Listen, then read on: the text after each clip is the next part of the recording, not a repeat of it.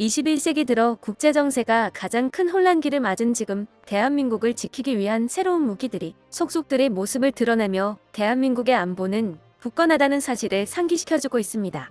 새로운 무기체계 개발이 완료되었다는 소식부터 유럽과 아프리카에서 한국 무기를 먼저 도입하기 위한 경쟁이 벌어지고 있다는 소식까지 한국 방산 업계의 최신 이슈를 몇 가지 모아서 전해드리겠습니다.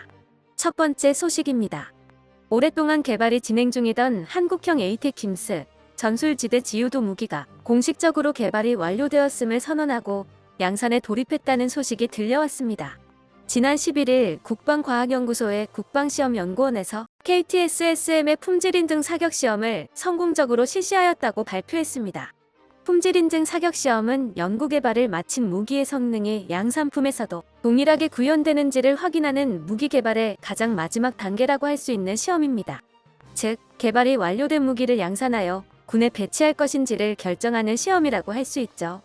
그리고 국방기술품질원의 주관으로 시행된 이번 KT-SSM 품질인증 사격시험에서 방위사업청, 국방과학연구소, 육군, 한화에어로스페이스 등 분야별 전문가로 구성된 협의체가 양산 과정을 통해 생산된 KT-SSM 미사일들이 목표 지점에 정확하게 명중한 것을 확인했습니다.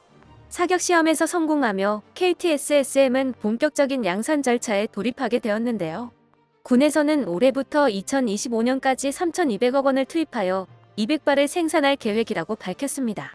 국방기술품질원 장봉기 유도탄약센터장은 KT-SSM은 양산 단계로 진입한 국내 최고의 정밀타격 지대지 유도무기라며 이번 품질인증 사격시험은 국내 기술로 만든 KT-SSM의 우수한 품질을 확인할 수 있었다는 점에서 큰 의미가 있으며 이를 토대로 수출 경쟁력 확보 및 유사 무기 체계인 KT-SSM2 개발에도 지원을 아끼지 않겠다고 말했습니다.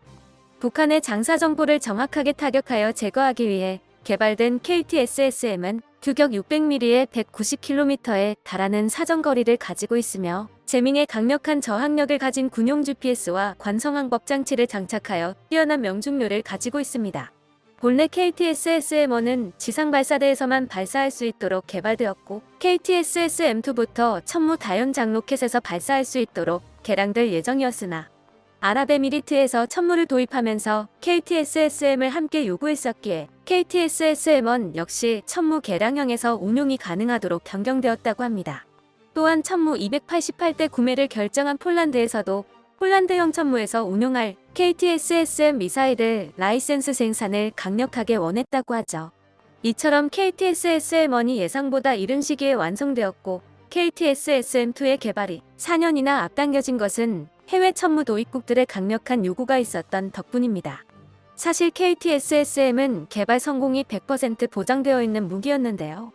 현무 시리즈를 통해 탄도미사일에 있어 세계적인 기술력을 가지고 있다는 사실을 증명해낸 한국이 한미 미사일 지침이라는 족쇄까지 풀려버렸으니 당연하다면 당연한 결과물이었습니다.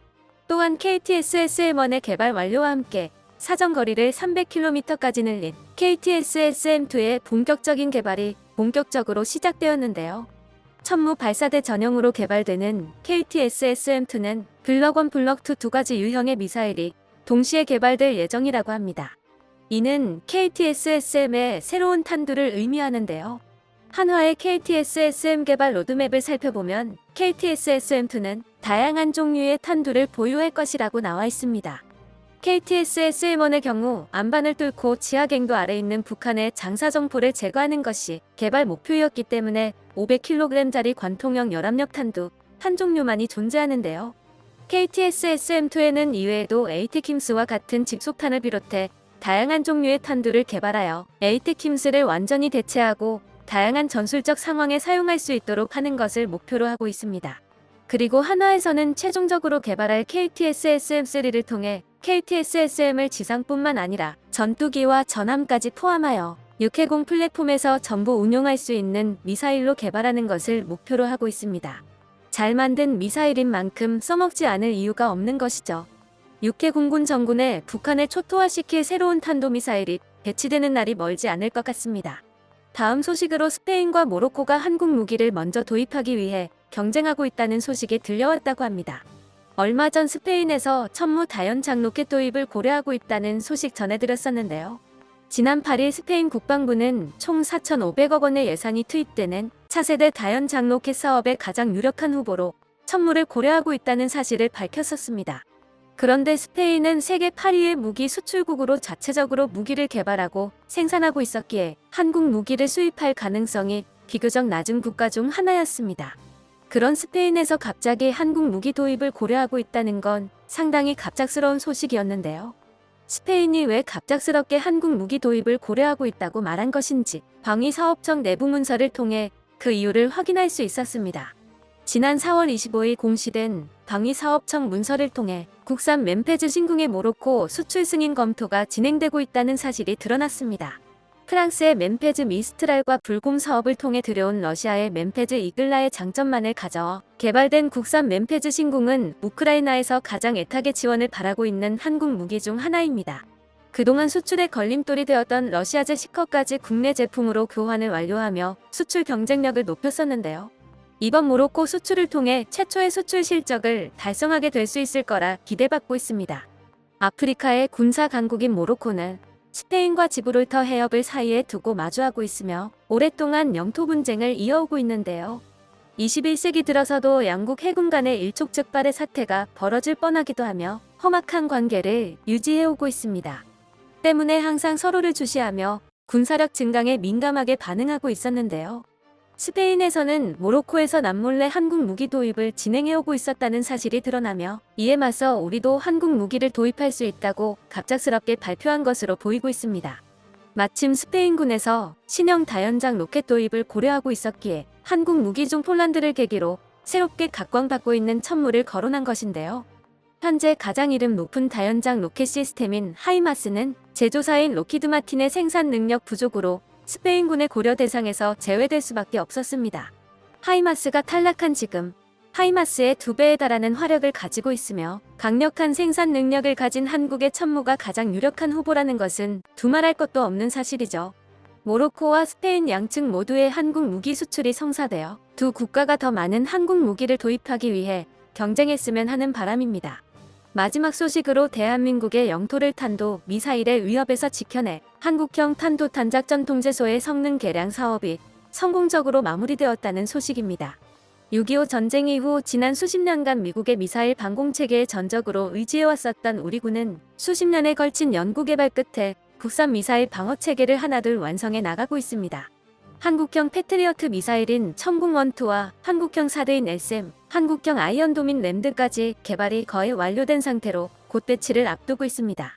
하지만 단순히 대공 미사일들을 국토에 띄엄띄엄 배치한다고 해서 탄도미사일 방공체계가 완성되는 것은 아니죠. 국산 대공 미사일들이 제위력을 발휘하기 위해선 한반도 전체의 레이더 정보를 통합하여 미사일 발사가 포착되는 즉시 대응할 수 있도록 뛰어난 지휘 통제 시스템이 갖춰져야 하는데요. 24시간 중단 없이 운용되는 탄도탄 작전 통제소는 레이더와 인공위성 등을 비롯한 탐지체계로부터 적 탄도탄 항적 정보 처리, 위협평가, 무장할당의 교전 통제, 발사 위치 정보 기반 공격 작전 지원 등의 임무를 통합하여 중앙 집권적인 탄도탄 방어 작전을 수행할 수 있도록 기능하는 미사일 방어 체계의 척추이자 뇌라고 할 수 있는 시스템입니다. 탄도탄 작전 통제소는 한국군이 구축한 한국형 미사일 방어 체계의 핵심으로 이 역시 완전한 국산화를 위해 지난 2016년 삼성 SDS 주도로 개발을 시도했었지만 기술 부족을 이유로 사업이 지연되고 말았었습니다. 하지만 여기서 포기하지 않고 2019년 11월 한화시스템이 국방과학연구소와 460억 원 규모의 탄도탄 작전 통제소 체계 개발 사업 계약을 체결하고 다시 한번 국내 개발이 추진되기 시작했었습니다. 그리고 4년간의 연구개발 끝에 지난해 12월 개발시험평가와 운용시험평가를 거치고 4월에 최종 전투용 적합 판정을 받으면서 한국형 탄도탄 작전통제소 개발 사업이 최종적으로 완료되었습니다. 한화시스템에서 개발에 성공한 새로운 작전통제소는 기존 미사일 방어 체계에 대비해 탐지 및 요격 체계와의 연동 능력을 대폭 확대했으며 항적 처리 시간, 정보 전송 주기 등을 단축하여 미사일 방어 능력을 향상시키는 데 성공했습니다. 한 번의 개발 실패를 겪으며 이번에도 미국에 의존했어야 했을 미사일 방어망을 포기하지 않고 재개하여 오로지 100% 국내 연구개발로 이루어낸 덕분에 이제 더 이상 해외 업체에 의존할 필요 없이 자체적으로 신속한 유지 및 보수가 가능하게 되었는데요. 또한 향후 적의 미사일이 발전하는 것에 맞춰 지속적으로 성능 개선 작업 역시 이루어낼 수 있을 것으로 기대받고 있습니다. 지금까지 대한민국의 최신 방산 이슈들을 살펴보았는데요. 오늘도 대한민국 안보를 위해 보이지 않는 곳에서 헌신하고 있는 방산 종사자분들에게 응원을 보내며 새로운 소식이 들려오는 즉시 전해드리도록 하겠습니다. 끝까지 시청해주셔서 감사합니다. 도움이 되셨다면 좋아요를, 다른 이야기도 궁금하시면 구독을 눌러주세요.